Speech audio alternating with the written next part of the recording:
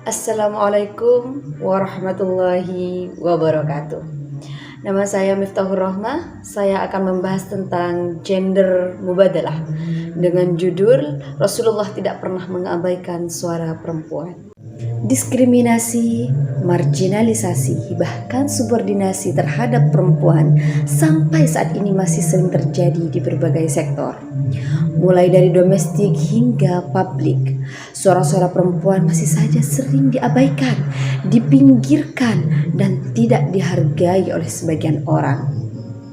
Stigma bahwa ketika perempuan bersuara atau berpendapat, mereka akan dianggap melakukan pembangkangan, bahkan seringkali dicap bukan termasuk perempuan yang solihah. Sebagai perempuan, saya merasakan sekali ini nyata terjadi. Jika melihat sejarah sebelum datangnya Islam, memang kedudukan dan suara perempuan itu ada di posisi bawah, di bawah laki-laki.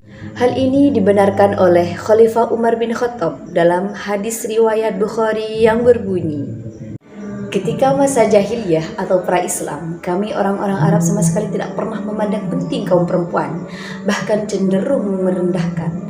Tapi ketika Islam datang, Allah menyebut mereka, kami baru menyadari bahwa mereka mempunyai hak atas kami. Lalu Rasulullah Shallallahu Alaihi Wasallam hadir membawa ajaran Islam yang rahmatan lil alamin, yang membebaskan manusia dari praktik diskriminasi dan kekerasan. Islam mengakui kemanusiaan penuh terhadap perempuan dengan memberikan hak yang sama seperti laki-laki untuk bersuara dan mengeluarkan pendapat. Ada kisah menarik tentang ini yang ditulis oleh Kiai Husain Muhammad dalam bukunya tentang kisah dari seorang perempuan cerdas dan kritis yang bernama Ummu Salamah, yang tak lain adalah istri Nabi Muhammad Sallallahu Alaihi Wasallam. Suatu hari, Ummu Salamah mengungkapkan keresahan hatinya kepada Rasulullah Sallallahu Alaihi Wasallam tentang hak perempuan. Ummu Salamah berkata, wahai Nabi, mengapa kami kaum perempuan amat jarang sekali disebut-sebut dalam Al-Quran, tidak seperti laki-laki?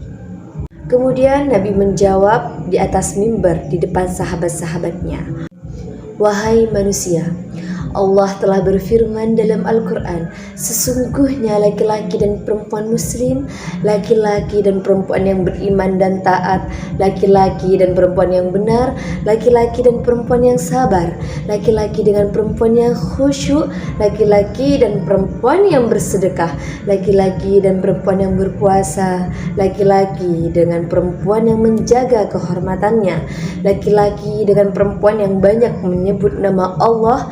Allah telah menyediakan untuk mereka ampunan dan pahala yang besar. Quran Surat Al-Ahzab ayat 35.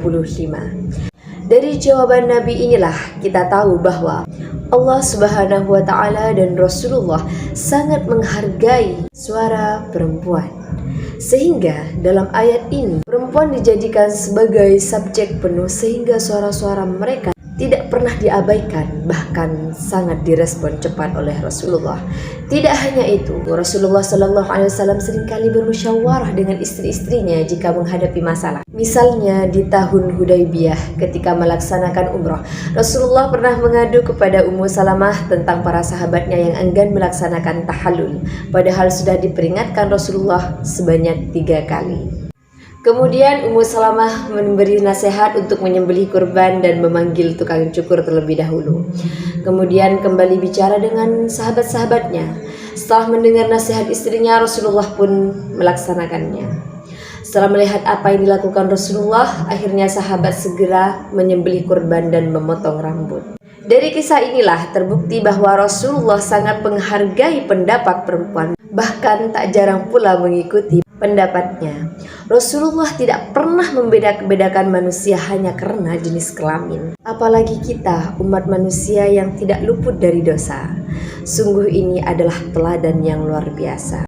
Mungkin hanya ini yang dapat saya sampaikan. Akhirul kalam, wallahul muwafiq ila aqwamit thoriq. Wassalamualaikum warahmatullahi wabarakatuh.